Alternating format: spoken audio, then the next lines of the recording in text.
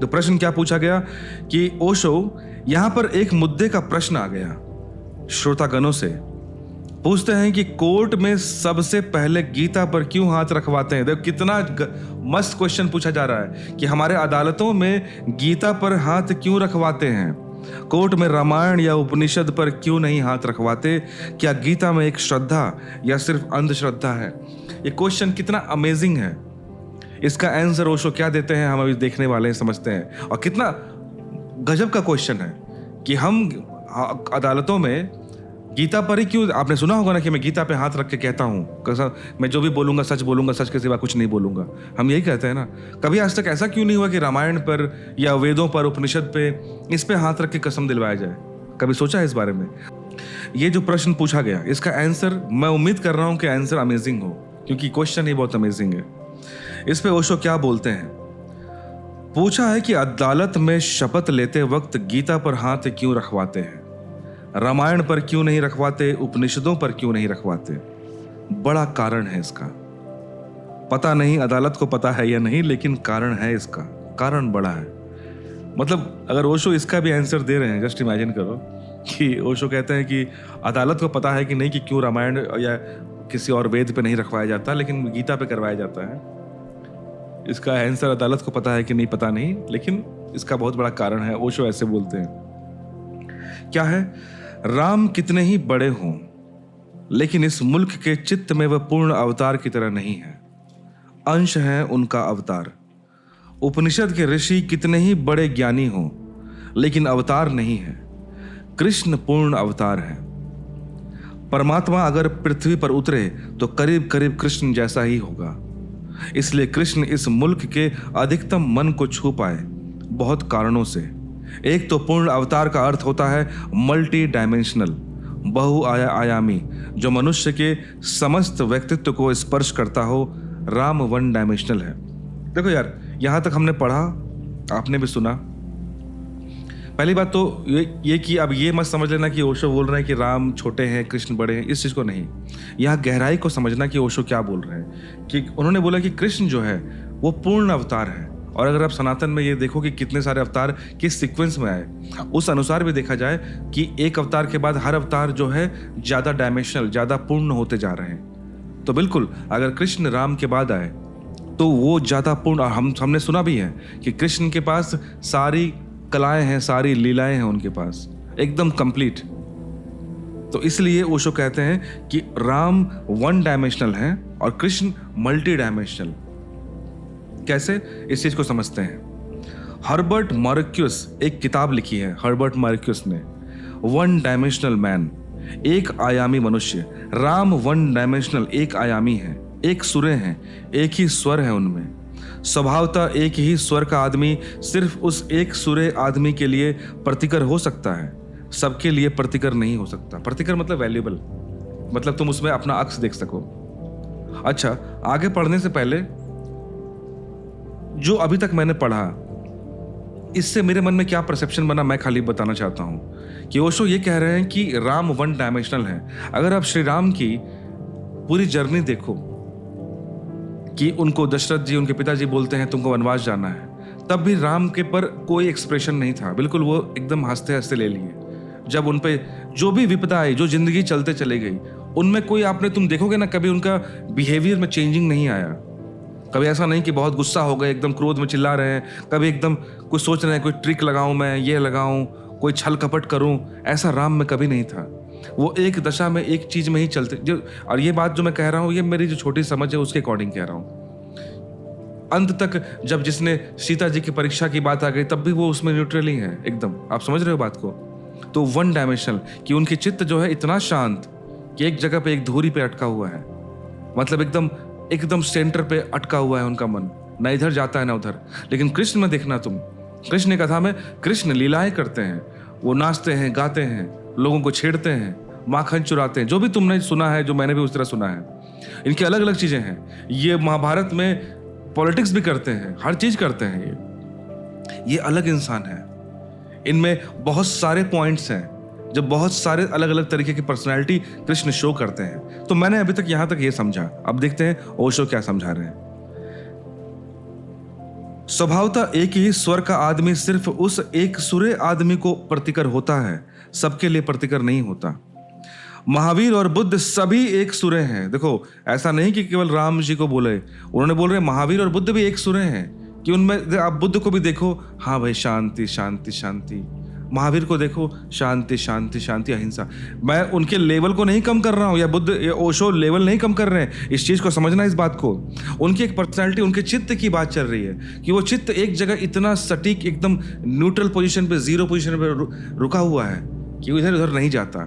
तुम बुद्ध पे, आपने बहुत सारी कहानियां पढ़ी होंगी, बुद्ध पे तुमने थूक दिया, बुद्ध को कोई फर्क नहीं पड़ता। महावीर पे तुमने पत्थर मार रहे हो, महावीर को कोई फर्क नहीं पड़ रहा है। आप समझ रहे हो? लेकिन कृष्ण वैसे नहीं है। तुमको हिम्मत है, तुम उस पर पत्थर मार के दिखाओ, पूरी भरी सभा में गला काट सकता है वो इंसान कि तुमने 100 बार गलती कर दी, मैंने वचन दिया था 99 तक का, 100 तक का, उसके बाद जाओगे तो गर्दन काट देंगे हम। ये कृष्ण है, याद रखना। युद्ध में जरूरत पड़ गया तो वो बोल दिए थे कि मैं चाहूं तो अपने रथ के एक पहिए से तुमको मार सकता हूं मैं। वो कृष्ण है। उनका मूड खराब हो गया, मतलब उनके पास मल्टीपल पर्सनैलिटीज हैं, मल्टी डायमेंशंस हैं उनके पर्सोना में। तो ओशो कहते हैं कि महावीर और बुद्ध सभी एक सुरे हैं, एक ही स्वर है उनका, इसलिए समस्त मनुष्यों के लिए महावीर और बुद्ध प्रतिकर नहीं हो सकते। समस्त मनुष्यों के लिए मतलब कि दुनिया संसार में देखो अलग अलग टाइप के लोग हैं। कोई थोड़ा वायलेंस पसंद करता है, कोई थोड़ा एग्रेसिव है, कोई बहुत शांत है, कोई भक्ति करना पसंद करता है, कोई राम नाम जपना, कोई कृष्ण नाम राम नाम जपना पसंद करता है, कोई कर्मयोगी है, कोई ज्ञान को पसंद करता है और राम नाम या कृष्ण नाम जपने में बिलीव नहीं करता। तो अलग अलग टाइप के अलग अलग पर्सनैलिटीज है इस दुनिया में, और इन सभी पर्सनैलिटी को एक ही इंसान, जैसे केवल बुद्ध, उनको शायद पसंद ना है कि कोई बोलेगा नहीं इतना शांति का रास्ता मेरे को नहीं लेना, महावीर का रास्ता नहीं यार, इतना अहिंसा की बात मुझे नहीं करनी है, मेरे लाइफ में वायलेंस है, सो आई कांट फॉलो महावीर। आप समझ रहे हो इस चीज़ को? तो राम हुए, बुद्ध हुए, महावीर हुए, ये सारे के सारे एक सुरे हैं। दुनिया के सभी मनुष्यों को प्रतिकर नहीं हो सकते, मतलब पसंद नहीं आ सकते उनको फॉलो करना। हाँ, मनुष्यों का एक वर्ग होगा जो बुद्ध के लिए दीवाना हो जाए, जो महावीर के लिए पागल हो जाए, लेकिन एक वर्ग होगा, सभी मनुष्य नहीं हो सकते, सिर्फ एक पर्टिकुलर सेक्शन हो सकता है। लेकिन कृष्ण मल्टी डायमेंशनल है। ऐसा आदमी जमीन पर खोजना कठिन है जो कृष्ण में प्रेम करने के योग्य तत्व न पा लगे। मैंने दुनिया में ऐसा शायद ही कोई इंसान होगा जो कृष्ण में कोई ना कोई ऐसा चीज ना ढूंढ ले जो उसको पसंद हो, कि हाँ भाई कृष्ण की ये पर्सनैलिटी मुझे पसंद आ गई, इस कारण से मैं कृष्ण को फॉलो करूंगा। ऐसे कोई ना कोई पर्सनैलिटी आपको कृष्ण में मिल ही जाएगा जो आपको पसंद आ जाए, वो कृष्ण है। चोर भी कृष्ण से प्रेम कर सकता है, नाचने वाला भी प्रेम कर सकता है कृष्ण को, साधु भी प्रेम कर सकता है कृष्ण को, असाधु भी प्रेम कर सकता है कृष्ण को, युद्ध के क्षेत्र में लड़ने वाला भी प्रेम कर सकता है कृष्ण को, गोपियों के साथ नृत्य करने वाला भी प्रेम कर सकता है कृष्ण को। कृष्ण एक ऑर्केस्ट्रा है। ऑर्केस्ट्रा समझते हो ना, जहां मल्टीपल बहुत सारे म्यूजिकल इंस्ट्रूमेंट बज रहे हैं, धुन एक है। तुमको जो पसंद है कि हाँ भाई इस ऑर्केस्ट्रा में मेरे को गिटार अच्छा लगता है, मैं गिटार चूज करूंगा, कोई बोलेगा ड्रम अच्छा लगता है, मैं ड्रम चूज करूंगा, कोई बोलेगा मुझको बांसुरी अच्छा लगता है, मैं बांसुरी चूज करूंगा। तो कृष्ण के पास सारे के सारे म्यूजिकल इंस्ट्रूमेंट है, भाई तुमको जो बजाना है आके बजाओ, जो तुमको पसंद है चूज कर लो। लेकिन बुद्ध, महावीर या श्री राम में वहां पे इतने मल्टीपल ऑप्शंस नहीं है। इस बात को आप भी चिंतन करना, समझना कि हाँ इसमें क्या बोलना चाह रहे हैं ओशो। कृष्ण हर टाइप के लिए कुछ ना कुछ है, जैसे कहते हैं ना कि मल्टी स्टोर मॉल है, इस तरह समझ लो कि मॉल में हर चीज अवेलेबल है। लेकिन बाकी जिनकी बात की ओशो ने, वो एक फिक्स्ड स्टोर है कि यहाँ पे यही चीज मिलता है, अगर तुमको यही चाहिए तभी तो मानना, अदरवाइज नहीं। और वो जो मिलता है वो बहुत सुप्रीम लेवल की चीज है, वो छोटी मोटी चीज नहीं है, मतलब वो इनफ है किसी के लिए भी अगर तुम पसंद करो तो। लेकिन कृष्ण क्या है, वो बोल रहे कि मेरे पास भी सारी चीजें हैं एक्सट्रीम की, लेकिन अलग अलग चीजें हैं, अलग अलग टाइप के कस्टमर होंगे, अलग अलग टाइप का प्रोडक्ट है मेरे पास, तुमको जो पसंद है ले लेना। तो ओशो कहते हैं कि बहुत बहुत वाद्य है, सब बज रहे हैं कृष्ण में, जिसे जो वाद्य पसंद हो वो अपने वाद्य को तो प्रेम कर ही सकता है ना। और इसलिए पूरे कृष्ण को प्रेम करने वाले आदमी पैदा नहीं हो सके, पूरे कृष्ण को पसंद करने वाले, प्रेम करने वाले आदमी पैदा नहीं हो पाते। पूरे कृष्ण मतलब कृष्ण मल्टी डायमेंशनल है, कृष्ण की बहुत सारी पर्सनैलिटीज है, और कोई इंसान हार्डली कोई दुनिया में है, शायद ना भी हो, जो कृष्ण के हर एक पर्सनैलिटी पे पसंद कर रहा हो। किसी को लगता है कि कृष्ण का वो महाभारत के युद्ध वाला अवतार ज़्यादा बेहतर है, वो उनका चुराना, माखन चुराना मुझे उतना अपील नहीं करता। और किसी को देखो जो लड्डू गोपाल बना के जो उनको उसकी पूजा कर रहे हैं, उनको शायद ये जो महाभारत के कृष्ण जो एकदम लड़ाकू दिख रहे हैं, वहाँ पे पॉलिटिकल दिख रहे हैं, वो शायद पसंद ना आए उनको। तो अलग अलग लोग अलग अलग चीज़ें पसंद कर रहे हैं। तो इसलिए कहते हैं कि इसलिए पूरे कृष्ण को प्रेम करने वाला आदमी पैदा नहीं हो सके। जिन्होंने भी प्रेम किया उन्होंने कृष्ण में चुनाव किया है। जिन्होंने भी प्रेम किया उन्होंने कृष्ण को चूज किया है कि मुझे ये पार्ट ऑफ कृष्णा मुझे पसंद है, या कह सकते हैं कि ये musical instrument of Krishna orchestra मुझे पसंद है, मैं ये चूज करता हूँ, बाकी रिजेक्ट करता हूँ। सूरदास तो बाल कृष्ण को प्रेम करते थे। बाल कृष्ण माने बालक अवतार। गोपियों से वे बहुत डरते हैं, इसलिए बाल कृष्ण को प्रेम करते हैं। देखो सूरदास जो थे कृष्ण के बाल स्वरूप, मतलब उनके यंग एज की बात नहीं कर रहे हैं, जिस समय वो गोपियों के साथ खेलते थे उसकी बात नहीं कर रहे हैं, क्योंकि वो बोल रहे हैं कि सूरदास गोपियों से डरते हैं, इसलिए वो कृष्ण के एकदम जो बालक स्वरूप है उसको वो प्रेम कर रहे हैं। इसलिए बाल कृष्ण को प्रेम करते हैं, क्योंकि बाल कृष्ण उन्हें जमते हैं, वो बिल्कुल ठीक है। उनको लग रहा है कि बाल कृष्ण का रूप एकदम परफेक्ट है उनके भक्ति के लिए। ठीक ही है, बालक है तो चलेगा। जवान कृष्ण से सूरदास को डर लगता है, क्योंकि जवान सूरदास से सूरदास को डर लगा है। जब सूरदास अपने आप यंग होंगे, वो अपने जवानी को पसंद नहीं किए होंगे शायद, इसलिए कृष्ण के जवानी को वो पसंद नहीं कर पा रहे हैं। तो अपना चुनाव है उनका, वह अपना चुनाव कर लेंगे। तो जो चीज कृष्ण में चूज करना था सूरदास को उन्होंने कर लिया, और इसमें कोई प्रॉब्लम नहीं है। अब अगर केशव दास को कृष्ण प्रेम करना हो तो बाल कृष्ण का वह फिक्र छोड़ देंगे।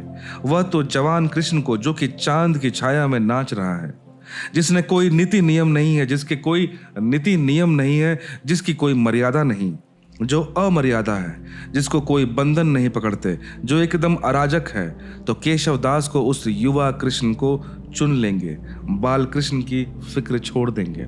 देखो दो का एग्जाम्पल लिए, किसी ने बाल कृष्ण को लिया, किसी ने युवा कृष्ण को लिया।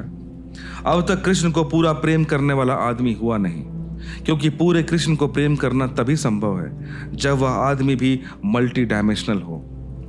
हाँ, हम आमतौर पर एक आयामी ही होते हैं, हमारी एक पर्सनैलिटी होती है कि हम ऐसे हैं तो ऐसे ही जिंदगी भर जिएंगे। हमारे अंदर स्विचिंग नहीं होती, हमारे पास मल्टीपल पर्सनैलिटीज नहीं है।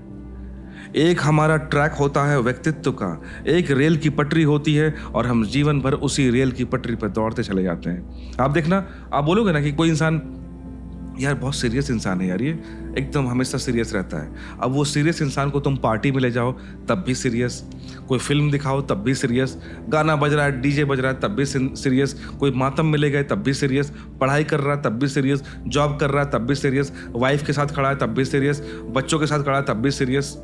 और एक इंसान होता है एक ही डायमेंशन में चलता चला गया। वो एक होता है बहुत जॉली, वो पढ़ाई कर रहा है तब जॉली, काम कर रहा है तब जॉली, क्लब में है तब जॉली, मातम में खड़ा है तब जॉली, तब हंसी टिटोली कर रहा है।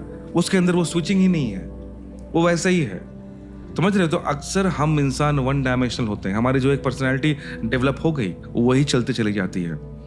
तो मगर कृष्ण में हमें अपनी पटरी के योग्य मिल जाता है। पर कृष्ण में एक बात है कि हम जिस पटरी पे दौड़ रहे हैं एज ए इंडिविजुअल पर्सन, मुझे वो पटरी उस कृष्ण में मिल जाएगी। अच्छा मैं जॉली हूँ, कृष्ण के अंदर भी वो जॉली वाला पर्सनैलिटी है। अच्छा मैं सीरियस हूँ, कृष्ण के अंदर भी वो सीरियस वाला पर्सनैलिटी है। अच्छा मैं पॉलिटिकली इंक्लाइंड बंदा हूँ, वो कृष्ण में भी वो मिल जाएगा। मैं एक वॉरियर इंक्लाइंड बंदा हूँ, कृष्ण में भी वो वॉरियर तुमको मिल जाएगा। तो जो चाहिए तुमको वहां मिल जाएगा। इसलिए कृष्ण इस मुल्क के हर तरह के आदमी के लिए प्रतिकर है, बुरे से बुरे आदमी के लिए भी प्रतिकर हो सकता है। एक दुष्ट से दुष्ट इंसान भी, जिसको समाज में गलत इंसान कहा जाता है, उसमें भी तुमको कृष्ण में वो अपना आराध्य ढूंढ सकता है।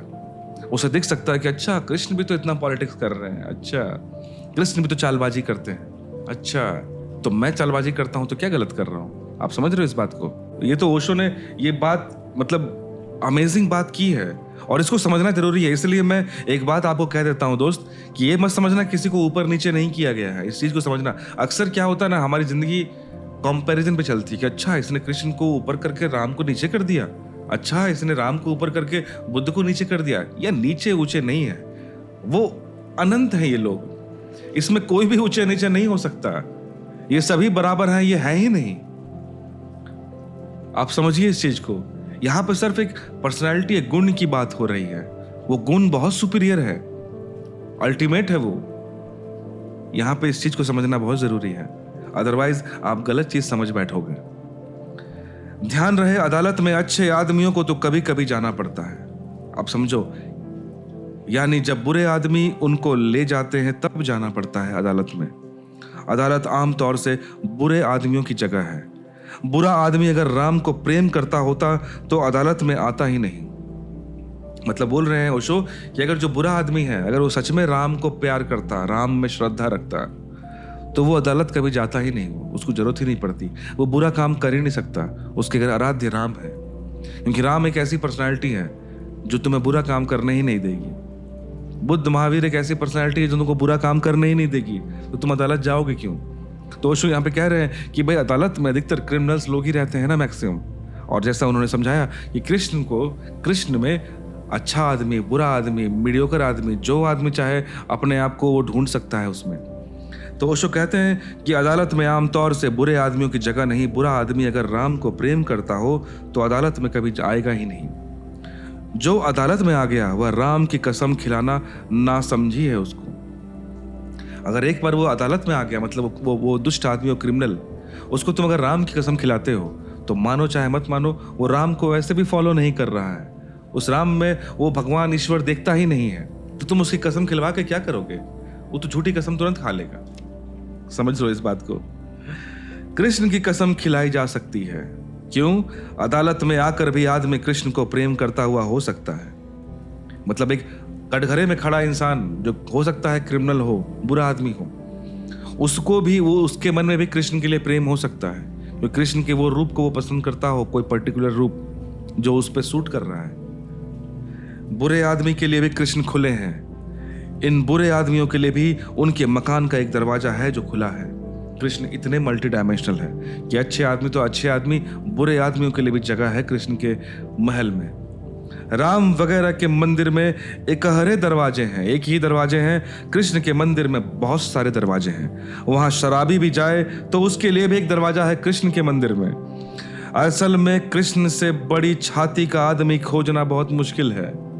इसलिए मैं नहीं कहता कि अदालत को पता होगा, यह मुझे पता नहीं, लेकिन अनजाने जाने में कृष्ण का रेंज व्यक्तियों को छूने का सर्वाधिक है। तो ओशो कहते हैं कि अदालत को पता है कि नहीं, मुझे नहीं मालूम, लेकिन कृष्ण का जो रेंज है वो बहुत वाइड रेंज तक लोगों को कृष्ण की पर्सनैलिटी छू सकती है, क्योंकि कृष्ण के पास इतने ज्यादा मल्टी डायमेंशंस हैं। अधिकतम व्यक्ति उनसे स्पर्शित हो सकते हैं। ऐसा कोई भी व्यक्ति नहीं जिससे कृष्ण आलिंगन करने से इनकार करे, कहे कि तू हमारे लिए नहीं है, हट। ऐसा कृष्ण कभी नहीं बोलेंगे। जैसे भी तुम्हारी नेचर है, जो भी पर्सनैलिटी है तुम्हारी, कृष्ण तुमको एक्सेप्ट कर लेंगे। कृष्ण बोलेंगे हाँ कोई बात नहीं, ये भी होता है, चलो ठीक है आ जाओ। इसलिए सर्वाधिक के लिए होने से संभावना है। और पूछा कि क्या सिर्फ अंधविश्वास है? मैंने जिस प्रश्नकर्ता ने ये पूछा था उसको ये लगा था कि अंधविश्वास की बात तो नहीं चल रही कि भाई ये कि जो अदालत में गीता पर हाथ रखवाया जाता है कोई अंधविश्वास है क्या? तो इस पर ओशो कहते हैं कि नहीं, सिर्फ अंधविश्वास नहीं है ये। इस जगत में सत्य से भी बड़ा सत्य प्रेम है। ट्रुथ से भी बड़ा एक और ट्रुथ है जो कि लव, अफेक्शन, एम्पैथी, प्रेम, कंपैशन। और जिसके प्रति प्रेम है उसके प्रति असत्य होना मुश्किल होता है। तो ओशो ने जो बात बोली कि अगर आप किसी से सच में बहुत ज्यादा प्रेम करते हो ना, आप उससे झूठ नहीं बोल पाओगे। ये रिलेशनशिप में भी एक बात होती है। आप देखना, अगर आप if you are truly in love with your spouse और विद योर पार्टनर, आप हार्डली उससे झूठ बोल पाओगे। आपकी जुबान लड़खड़ा जाएगी, आपको अच्छा नहीं लगेगा बोलना, क्योंकि आप जान रहे हो कि नहीं, यहां झूठ मैं नहीं बोल सकता। इस तरह से माँ बाप से प्रेम के लिए भी, वहां भी सब जगह वही चीज है। अगर आप सच में सच्चा प्रेम है, आप झूठ नहीं बोल पाओगे, बहुत मुश्किल पड़ जाओगे झूठ बोलने में। असल में जिसके प्रति प्रेम है हम उसी के प्रति सत्य हो पाते हैं। जिंदगी में हम सत्य वहीं हो पाते हैं जहां हमारा प्रेम है। और अगर प्रेमी के पास भी आप सत्य ना हो पाए तो समझना कि प्रेम का धोखा है।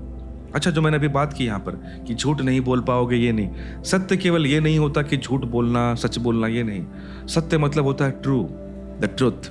अब वो ट्रुथ केवल वर्ड्स नहीं होते हैं, ट्रुथ केवल हमारे शब्द नहीं होते, ट्रुथ बहुत सारी चीजें होती हैं।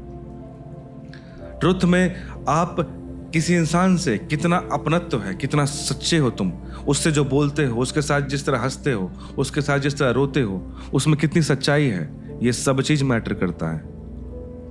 उसको ट्रुथ कहते हैं, उसको सत्य कहते हैं। अक्सर हमने क्या समझ लिया है कि सच मतलब, ट्रुथ मतलब सच बोलना, झूठ बोलना, वो नहीं है।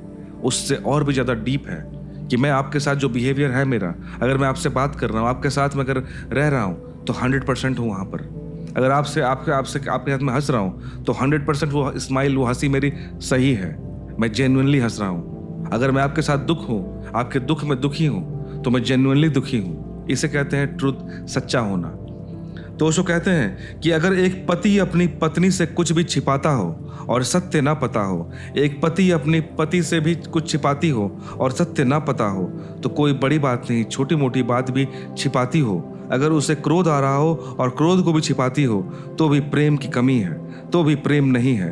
प्रेम अपने को पूरा नग्न उधार देता है, सब तरह से परतों को उतार देता है। इस जो पैराग्राफ में इन्होंने रिलेशनशिप एडवाइस दे दी बहुत बड़ी, कि अगर एक पत्नी या फिर एक पति अपने स्पाउस को, जो पार्टनर को, अपने बेटर हाफ को कुछ भी छुपा रहा है, अपने मन में गुस्सा है मेरे अंदर पर मैं तुम पे गुस्सा नहीं कर पा रहा हूं, मैं अपने गुस्से को व्यक्त नहीं कर पा रहा हूं, अगर मैं ये भी कर रहा हूं तब भी उस प्रेम में कमी है, इस कारण से शायद मैं नहीं अपने आप को एक्सप्रेस कर पाया।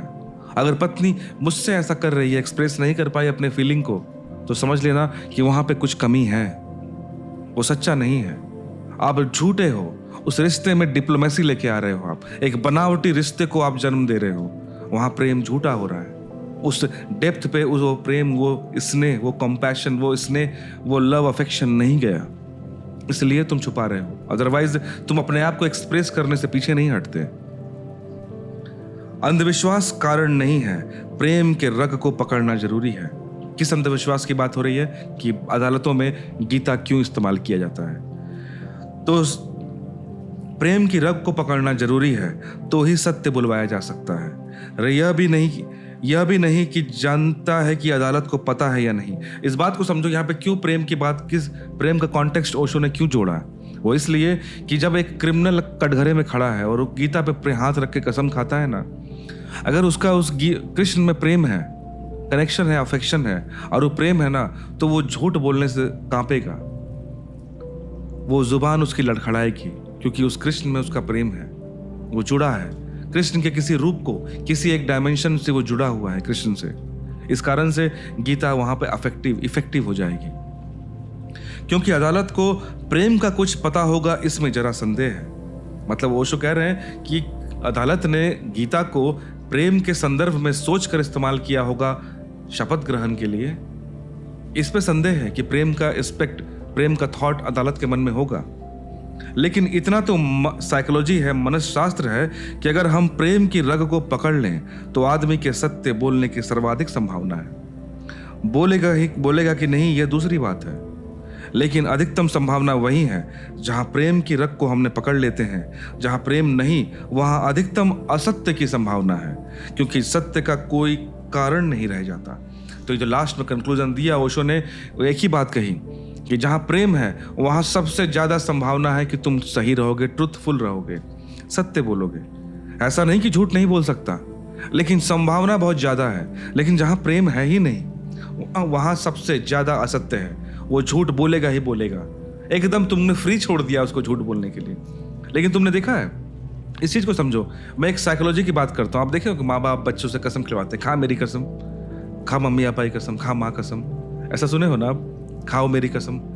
अब देखो यार, कसम कोई मैंने रखता नहीं, क्या है कसम? मैंने किसी के हाथ रखे बोल दिया तो इससे क्या हो जाता है कि मैं कुछ बोल दूंगा? लोग बोलते हैं ना कि झूठा कसम खाएगा तो हम मर जाएंगे, सुने हो ना ये कि यार तुम मारेगा क्या हमको? जो ये शब्द बोला जाता है, मार देगा क्या मुझको झूठा कसम खाकर?